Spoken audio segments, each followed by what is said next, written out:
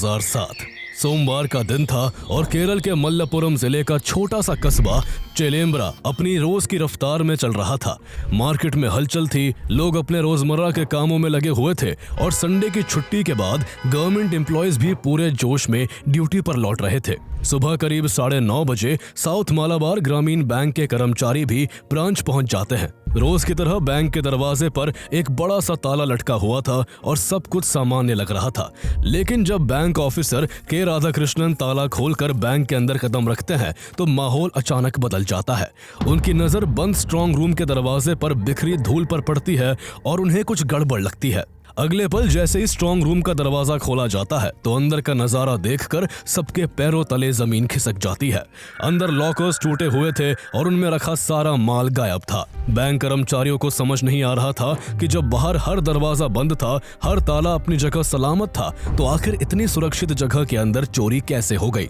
लेकिन तभी उनकी नजर स्ट्रांग रूम के एक कोने में फ्लोर पर पड़ती है और वो देखते ही उनके होश उड़ जाते हैं।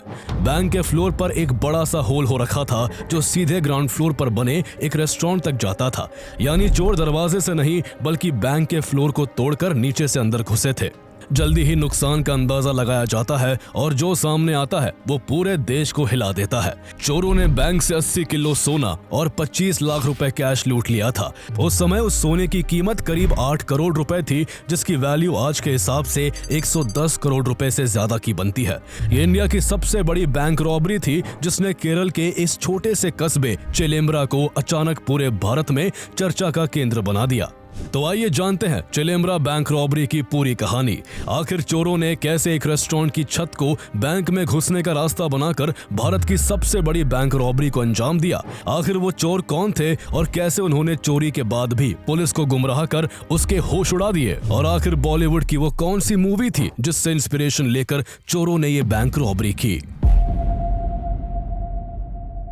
चेलेम्ब्रा बैंक रॉबरी की कहानी चेलेम्ब्रा से करीब 236 किलोमीटर दूर कोट्टयम डिस्ट्रिक्ट के एक छोटे से गांव में रहने वाले शख्स जोसेफ से शुरू होती है।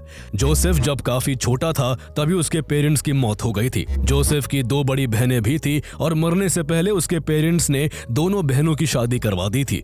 जोसेफ के पेरेंट्स की मौत के बाद उसके दोनों जीजाओं ने उसकी सारी संपत्ति हड़प ली। इसके बाद जोसेफ गलत संगत में पड़ गया और कम उम्र से ही चोरियां करने लगा। जब वो केवल 18 साल का था तब एक बार वो चोरी करते पकड़ा गया और उसे 1 साल के लिए जेल की हवा खानी पड़ी।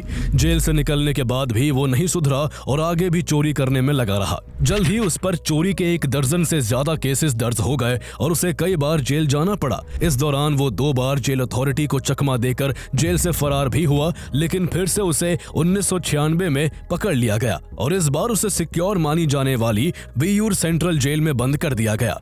इस जेल में उसकी मुलाकात शिबू और सैनू से हुई, जो चोरी के दूसरे मामले में इस जेल में बंद थे।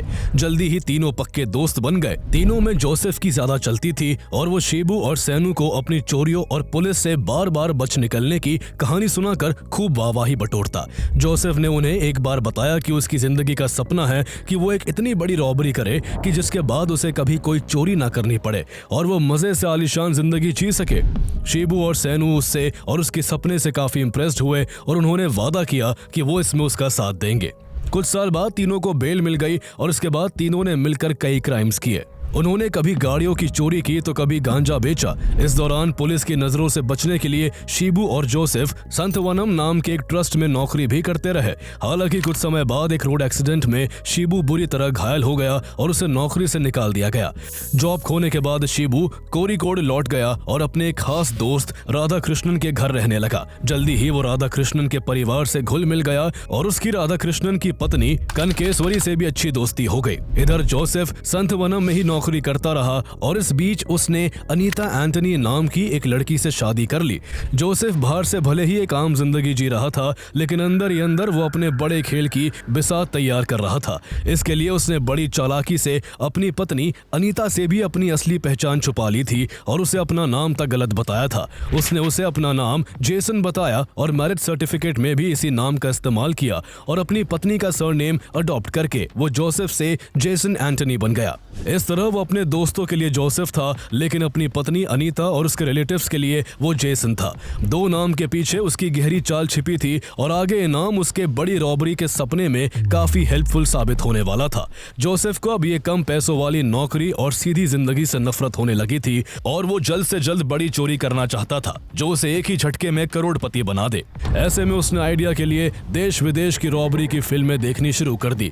इसी कड़ी में उसने एक दिन बॉलीवुड फिल्म धूम देखी, जिसमें जॉन अब्राहम एक कैसीनो की छत में छेद करके उसे लूट लेता है।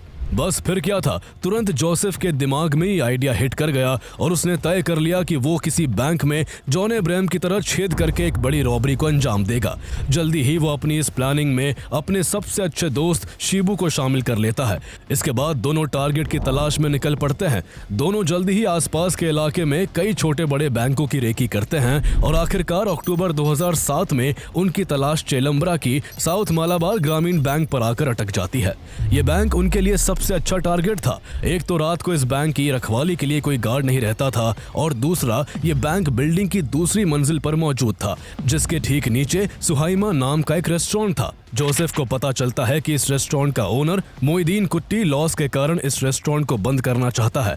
बस यही जोसेफ को अपना मौका दिख जाता है। वो तुरंत फैसला करता है कि यही वो बैंक है जो उसके सपने को साकार करेगा। वो प्लान बनाता है कि सबसे पहले वो इस रेस्टोरेंट को किराए पर लेगा और फिर रेस्टोरेंट की छत में बड़ा सा सुराख करके सीधा बैंक को लूट लेगा। प्लानिंग के बाद जोसेफ रेस्टोरेंट के मालिक मोइदीन कुट्टी और बिल्डिंग के ओनर कुनहीद कुट्टी हाजी से मुलाकात कर रेस्टोरेंट को रेंट पर लेने की डील करता है। मोइदीन कुट्टी को रेस्टोरेंट बंद करने की जल्दी थी, इसलिए बिना ज्यादा सवाल जवाब किए उसे रेस्टोरेंट 50,000 की सिक्योरिटी मनी और 300 रुपए पर डे के रेंट पर 2 साल के लिए किराए पर दे दिया जाता है। रेस्टोरेंट किराए पर लेने के बाद जोसेफ अगली चाल चलता है। वो मोइदीन कुट्टी से रेस्टोरेंट के सारे किचन इक्विपमेंट्स खरीद लेता है और बाकी सामान कुनहीद कुट्टी हाजी के जानकारों से जुटा लेता है। इसके बाद वो रेस्टोरेंट के बाहर एक बोर्ड लगा देता है जिस पर बाकायदा ये लिखा था कि अंदर रेनोवेशन का काम चल रहा है और रेस्टोरेंट की ओपनिंग 8 जनवरी 2008 को होगी। ये उसका इतना शातिराना प्लान था कि आसपास के लोगों को यही लग रहा था कि ये बंद होने वाला रेस्टोरेंट अब फिर से शुरू होने वाला है। ऊपर मौजूद बैंक के कर्मचारी भी खुश थे कि अब नीचे नया रेस्टोरेंट खुलेगा जहां वो लंच ब्रेक के लिए जा सकेंगे, लेकिन किसी को भी अंदाजा नहीं था कि यहाँ कितनी बड़ी प्लानिंग चल रही थी। जोसेफ इतना शातिर था कि उसने अपनी पत्नी की तरह मोइदीन कुट्टी और कुनहीद कुट्टी हाजी को भी अपना नाम गलत बताया। उसने इस बार अपना नाम बाबू बताया था और अपना एड्रेस भी गलत दिया था। इस तरह वो अपने दोस्तों के लिए जोसेफ था, अपनी पत्नी और उसके रिलेटिव्स के लिए जेसन था और चिलम्बरा बैंक के आसपास के लोगों के लिए बाबू था। नामों का ताना बाना बुनने के बाद जोसेफ अपनी अगली चाल चलता है। वो शिबू के साथ मिलकर रेस्टोरेंट की छत को काटने के लिए अलग अलग दुकानों से गैस कटर, ड्रिलिंग मशीन और मार्बल कटर खरीदता है। इस दौरान दोनों रेस्टोरेंट की छत को कमजोर करने के लिए 8 थोटा डायनामाइट्स भी परचेज करते हैं जो लो लेवल एक्सप्लोजिव होते हैं। इसके अलावा उन्होंने एक सिल्वर कलर की मारुति जैन कार भी खरीदी जिस पर उन्होंने फेक नंबर प्लेट लगा दी। चूंकि बैंक रॉबरी करना और फिर उनसे मिले पैसों को ठिकाने लगाना कोई आसान काम नहीं था, इसलिए जोसेफ और शिबू अपने इस प्लान में राधा कृष्णन और उसकी पत्नी कनकेश्वरी को भी शामिल कर लेते हैं। जोसेफ का प्लान था कि वो 29 दिसंबर 2007 को अपनी चोरी को अंजाम देगा। इसके पीछे वजह यह थी कि एक तो उस दिन सैटरडे था और अगले दिन संडे को बैंक बंद रहने वाला था, और दूसरी बात यह कि उस दिन चिलम्बरा में एक मंदिर का इनॉग्रेशन होने वाला था। केरला में मंदिरों का उद्घाटन काफी धूमधाम से होता है और लोग जुलूस निकालकर खूब पटाखे फोड़ते हैं। उस दिन नाच गाने का काफी शोर शराबा होता है, इसलिए 29 दिसंबर 2007 का ही दिन फिक्स किया जाता है। जैसे ही 29 दिसंबर की शाम होती है, जोसेफ, राधा कृष्णन, कनकेश्वरी और शिबू सभी जरूरी सामान के साथ मारुति जैन कार से रेस्टोरेंट तक पहुंच जाते हैं। इसके बाद सभी रेस्टोरेंट की छत में छेद करना शुरू कर देते हैं। इस दौरान सभी ने अपने हाथों में रबर ग्लव्स पहन रखे थे ताकि एक भी फिंगरप्रिंट पुलिस को ना मिल सके। जोसेफ इस दौरान रेस्टोरेंट की छत पर चौक से 1-1 फुट की दूरी पर निशान मार्क करता है और उन निशानों पर छोटे छोटे 8 छेद बनाकर उनमें 8 थोटा डायनामाइट फिक्स कर देता है। जैसे ही मंदिर उद्घाटन का जुलूस बैंक के पास से गुजरता है, जोसेफ उनमें आग लगा देता है। कुछ ही सेकंड्स बाद वहां एक के बाद एक 5 जोरदार धमाके होते हैं, लेकिन इससे रेस्टोरेंट की छत को हल्का नुकसान ही होता है। 3 थोटा डायनामाइट्स फुस हो गए थे, जिस वजह से काम पूरा नहीं हो पाया था। प्लानिंग फेल होने की आशंका से चारों के पसीने छूट रहे थे, लेकिन अब वापसी का कोई रास्ता नहीं था। इसलिए अगले ही पल जोसेफ मार्बल कटर निकालता है और रेस्टोरेंट की छत को काटने लगता है। उसके बाद बाकी के लोग भी बारी बारी से आधी रात तक लगातार मार्बल कटर से रेस्टोरेंट की छत को काटते रहते हैं। रात 4 बजे तक बैंक में घुसने लायक एक बड़ा होल हो चुका था, इसलिए बिना एक पल गवाए जोसेफ उस होल से बैंक में घुस जाता है। उन लोगों की प्लानिंग इतनी जबरदस्त थी कि उन्होंने होल एग्जैक्ट बैंक के स्ट्रॉन्ग रूम में किया था। इसके बाद जोसेफ जल्द ही स्ट्रॉन्ग रूम में रखे 2 लॉकर्स का ताला काट देता है। लॉकर्स का दरवाजा खुलते ही उसकी नजर उसमें रखे हजारों सोने के पैकेट और लाखों रुपयों पर पड़ती है। ये देखकर उसके थके शरीर में एक नई ताकत आ जाती है और वो तुरंत बिजली की रफ्तार से उस लॉकर में रखे करोड़ों के सोने के गहने और लाखों रुपए के नोटों को बोरों में भरने लगता है। देखते ही देखते वो गोल्ड ज्वेलरी और कैश से 4 बोरे भर लेता है और उन्हें होल के जरिए रेस्टोरेंट में नीचे खड़े अपने साथियों को पकड़ा देता है। सुबह के 5 बज रहे थे और तेजी से रात का अंधेरा छट रहा था। दिन के उजाले में पकड़े जाने का डर था, इसलिए चारों जल्दी जल्दी उस लूटे हुए माल को अपनी कार में रख देते हैं। इसके बाद रेस्टोरेंट छोड़ने से पहले जोसेफ सफेद मार्बल पर जमी धूल पर उंगली से जय माओ लिख देता है, ताकि आगे पुलिस इस रॉबरी की जांच नक्सलियों के एंगल से करती रहे और वो आसानी से सारा गोल्ड बेच सके। इसके बाद चारों अपनी कार में सवार होकर वहां से तुरंत फरार हो जाते हैं। इस तरह 4 चोर चिलम्बरा की ग्रामीण बैंक से 80 किलो सोना और करीब 25 लाख रुपए कैश की चोरी कर फरार हो जाते हैं और इसकी किसी को भी कानो कान खबर तक नहीं लगती। अगले दिन जब बैंक एम्प्लॉय चिलम्बरा की साउथ मालाबार ग्रामीण बैंक पहुंचते हैं और स्ट्रॉन्ग रूम में रखे दोनों लॉकर्स में रखा 80 किलो सोना और 25 लाख रुपए गायब पाते हैं, तो उनके पैरों तले जमीन खिसक जाती है। यह आसपास के 10 गांवों के बीच इकलौता बैंक था और इस बैंक में इन्हीं गांव के लोगों का पैसा और सोना जमा था। इसलिए जैसे ही आसपास के लोगों को रॉबरी का पता चलता है, वो बैंक को घेर लेते हैं और जमकर हंगामा करने लगते हैं। जल्दी ही ये खबर मीडिया को लगती है और हर न्यूज चैनल पर इसी बैंक रॉबरी की कहानी फ्लैश होने लगती है, जिससे तुरंत ये बैंक रॉबरी पूरे देश में सुर्खियां बटोरने लगती है। यह उस समय देश की सबसे बड़ी बैंक रॉबरी थी और इससे पहले किसी बैंक से इतनी बड़ी चोरी नहीं हुई थी। यही वजह थी कि पुलिस के ऊपर जबरदस्त प्रेशर था। जल्द ही एसपी पी विजयन और डीएसपी के इब्राहिम के नेतृत्व में सर्कल इंस्पेक्टर्स विक्रमन और एमपी मोहन चंद्रन, एसआई अनवर हुसैन और दर्जनों कांस्टेबल्स की एक स्पेशल इन्वेस्टिगेशन टीम बनाई जाती है। चूंकि बैंक के फ्लोर से नीचे रेस्टोरेंट की तरफ साफ एक बड़ा होल दिख रहा था, इसलिए पुलिस उस रेस्टोरेंट की अच्छे से जांच करती है। पुलिस को रेस्टोरेंट के बाहर 8 जनवरी 2008 तक इस रेस्टोरेंट के बंद होने का एक बोर्ड दिखता है। ऐसा लग रहा था कि वो बोर्ड उन सभी की हालत का मजाक बनाकर हंस रहा हो। इसके बाद जब पुलिस अंदर जाती है तो उन्हें रेस्टोरेंट के कैश काउंटर पर मलयालम में जय माओ लिखा दिखता है, जिससे वो ये मान बैठते हैं कि रॉबरी नक्सलियों ने की होगी। ऐसा इसलिए क्योंकि भारत के नक्सलवादी चाइनीज डिक्टेटर माओ जेडोंग से इंस्पायर्ड थे, इसलिए उन्हें माओवादी भी कहा जाता था। पुलिस को रेस्टोरेंट से चप्पल की एक जोड़ी, लॉकर का एक हैंडल, एक आयरन रॉड, कुछ कॉटन स्वॉब्स, 2-3 रस्सियां और 3 लो लेवल डायनामाइट स्टिक्स मिलते हैं। लेकिन चोरों की चालाकी की वजह से पुलिस को वहां से एक भी फिंगरप्रिंट नहीं मिलता, जिससे पुलिस को इतना तो अंदाजा हो गया था कि इस केस को सुलझा पाना आसान नहीं होगा। इसके बाद पूछताछ का दौर शुरू होता है। पुलिस सबसे पहले सभी बैंक एम्प्लॉयज से लंबी पूछताछ करती है, लेकिन पुलिस को उनसे कुछ भी हाथ नहीं लगता। इसके बाद पुलिस बिल्डिंग ओनर कुनहीद कुट्टी हाजी और रेस्टोरेंट के पुराने ओनर मोइदीन कुट्टी से पूछताछ करती है। उनसे पता चलता है कि कुछ दिन पहले बाबू नाम के आदमी ने 50,000 रुपए की सिक्योरिटी और 300 रुपए पर डे के रेंट पर यह रेस्टोरेंट लिया था। कुनहीद कुट्टी हाजी बाबू द्वारा दिए गए एडवांस रुपए भी पुलिस को सौंप देते हैं, लेकिन पुलिस जब उनसे बाबू का मोबाइल नंबर पूछती है तो उनके पास उसका नंबर तक नहीं होता। हालांकि वो पुलिस को बाबू का हुलिया जरूर बताते हैं।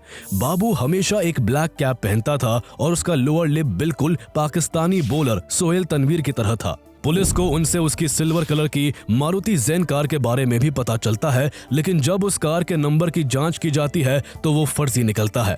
इस दौरान कुनहीद कुट्टी हाजी पुलिस को एक ऐसे शख्स के बारे में बताता है जो इस केस की सबसे अहम कड़ी साबित होने वाला था। दरअसल बाबू यानी जोसेफ रेस्टोरेंट में शवारमा ग्रिल लगाना चाहता था और इसके लिए कुनहीद कुट्टी हाजी ने उसकी मुलाकात अपने दोस्त के बेटे शाहबाज से करवाई थी। हालांकि शाहबाज ने डील की जिम्मेदारी अपने ड्राइवर उस्मान को सौंप दी थी। ऐसे में पुलिस उस्मान से भी लंबी पूछताछ करती है और पुलिस को उससे ठोस लीड मिलती है।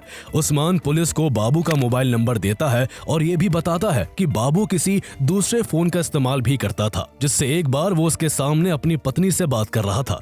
यही से पुलिस को केस में पहली बड़ी ब्रेक थ्रू मिलती है और इन्वेस्टिगेशन को आगे बढ़ाने का रास्ता नजर आता है।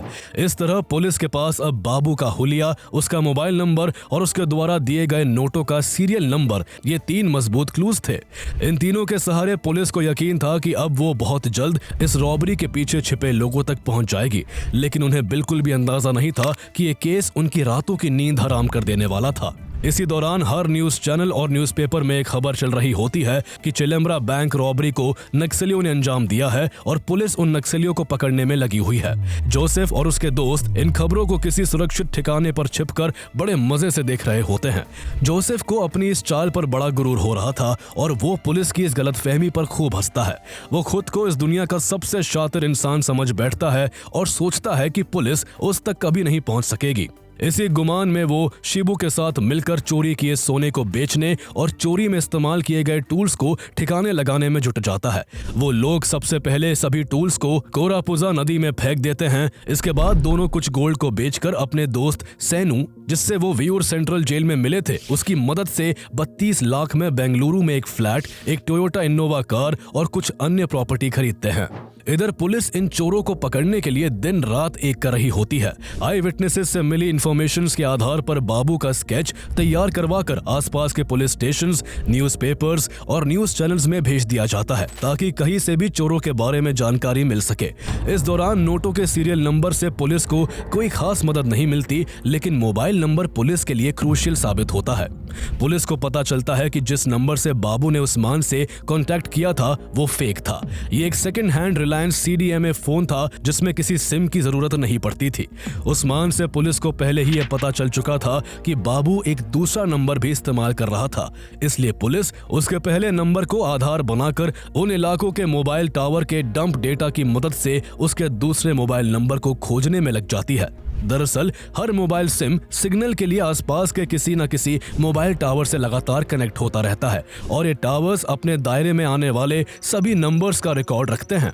इसी डेटा को एनालाइज करके पुलिस ये समझने की कोशिश कर रही थी कि बाबू का दूसरा नंबर कौन सा है और वो किन किन जगहों पर एक्टिव रहा है। लेकिन ये काम बिल्कुल भी आसान नहीं था, क्योंकि इसके लिए पुलिस को लाखों नंबर और लाखों कॉल्स को खंगालना था। एक तरफ जहां पुलिस की एक टीम बाबू के दूसरे नंबर को खोजने में लगी हुई थी, तो वहीं दूसरी तरफ पुलिस की दूसरी टीम लोगों से मिली सूचना के आधार पर जगह जगह छापेमारी कर बाबू को ढूंढने में लगी हुई थी। इस दौरान पुलिस को खबर मिलती है कि कुछ चोर हैदराबाद के डेक्कन रेजिडेंसी में छिपे हुए हैं, लेकिन जब पुलिस वहां छापेमारी करती है तो वहां उन्हें कोई नहीं मिलता। लेकिन वहां से पुलिस को करीब 1 किलो सोना मिलता है। साथ ही एक न्यूज़पेपर मिलता है जिस पर रेस्टोरेंट सुहाइमा के स्टाइल में जय माओ लिखा हुआ था। पुलिस का यकीन अब और बढ़ जाता है कि इस चोरी के पीछे नक्सली है। लेकिन इस दौरान इस इन्वेस्टिगेशन के हेड SP P विजयन की हैदराबाद पुलिस के एक ऑफिसर से मुलाकात होती है जो पहले कई नक्सलाइट ऑपरेशंस का हिस्सा रह चुके थे। वो बताते हैं कि नक्सली कभी भी ऐसे नारे नहीं छोड़ते। उन्हें पूरा यकीन था कि ये बैंक लूटने वालों की चाल है जो पुलिस को भटकाना चाहते हैं। यही वो पल था जब पहली बार मल्लापुरम पुलिस इस केस को नक्सलाइट एंगल से इन्वेस्टिगेट करना बंद कर देती है और अपना पूरा फोकस डंप डेटा पर लगाती है। हालांकि P विजयन बड़ी चालाकी से मलयाली न्यूज़पेपर्स में अब भी उनकी जांच नक्सली एंगल पर चलने की बात छपवा देते हैं ताकि रॉबर्ट्स ये जानकर बेफिक्र हो जाए कि पुलिस अब भी नक्सलियों को ही इस रॉबरी का दोषी मान रही है। यानी पहले जोसेफ पुलिस के साथ खेल रहा था और अब पुलिस उसके साथ खेल रही थी और उसे उसी के जाल में फंसाकर दबोचने वाली थी। इस तरह फरवरी 2008 आ चुका था और चोरी हुए 1 महीने से ज्यादा हो चुका था। इतने दिनों में पुलिस ने करीब 45 लाख कॉल्स में से 63 सस्पिशियस कॉल्स को शॉर्टलिस्ट कर लिया था जिनका बाबू के दूसरे नंबर के साथ कोई ना कोई कनेक्शन हो सकता था। 19 फरवरी को पुलिस उस नंबर तक भी पहुंच जाती है जो चोरी वाले दिनों में चिलम्बरा, वेंगारा और कुटिकट्टूर की लोकेशंस पर बाबू के पहले नंबर के साथ एक्टिव था। आगे की जांच में पता चलता है कि ये नंबर VT जोसेफ के नाम पर रजिस्टर्ड है और वो लगातार इस नंबर से अनीता नाम की एक महिला से बात करता है। पुलिस अंदाजा लगाती जाती है कि जोसेफ ही बाबू है, लेकिन वो इसकी कंफर्मेशन के लिए और छानबीन करती है। उस नंबर की कॉल रिकॉर्ड्स में पुलिस को पीरूमेडु पुलिस स्टेशन के एक कांस्टेबल अमृतराज का नंबर मिलता है, लेकिन जब पुलिस बाबू के बारे में अमृतराज से पूछताछ करती है तो वो बताता है कि ये नंबर उसके पुराने पड़ोसी जेसन का है। पहले से ही नामों के जाल में उलझी पुलिस एक और अलग नाम सुनकर और ज्यादा कंफ्यूज हो जाती है, लेकिन जैसे ही अमृतराज ये बताता है कि उसकी पत्नी अमृता और जेसन की पत्नी अनीता अच्छे दोस्त है, तो पूरी पजल धीरे धीरे साफ होने लगती है।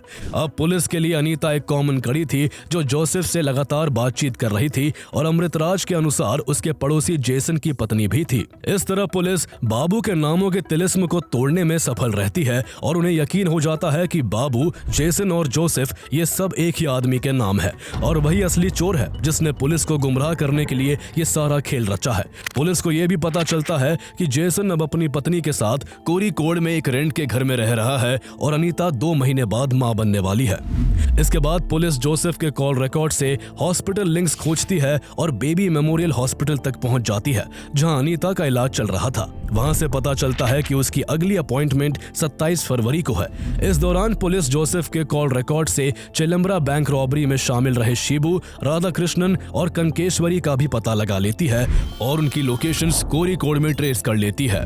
इसके बाद पूरा जाल बिछाया जाता है और उन चोरों को पकड़ने के लिए पुलिस 3 टीम बनाती है और 27 फरवरी को फाइनल ऑपरेशन का दिन तय होता है। 27 फरवरी की सुबह जैसे ही जोसेफ हॉस्पिटल पहुंचता है, अमृतराज उसकी पहचान कंफर्म करता है और पुलिस उसे मौके पर ही गिरफ्तार कर लेती है। जोसेफ के होश उड़े हुए थे और उसे समझ नहीं आ रहा था कि आखिर पुलिस उस तक कैसे पहुंची। अब तक वो अपनी चालाकियों से पुलिस को चकमा देता आया था, लेकिन अब चौंकने की बारी उसकी थी।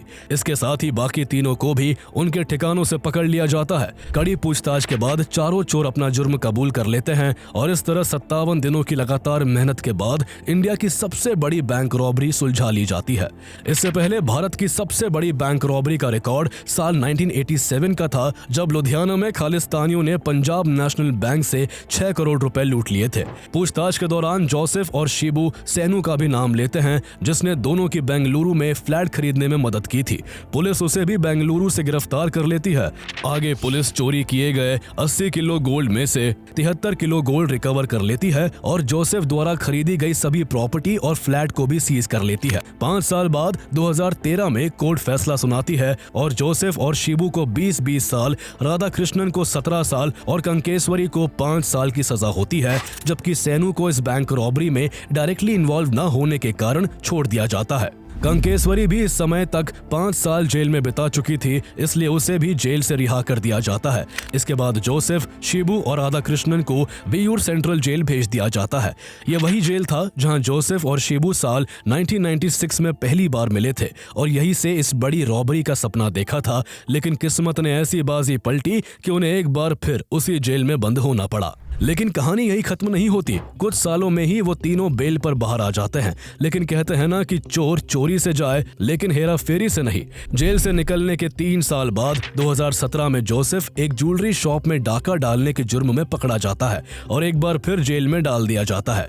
ये इंडियन जुडिशरी की नाकामी ही है कि कुछ लोग बड़े से बड़ा जुर्म करके भी बेल पाकर खुली हवा में चैन की सांस लेते हैं और वो दोबारा से समाज को नुकसान पहुंचाते हैं। अगर आपको ये बैंक रॉबरी की कहानी पसंद आई है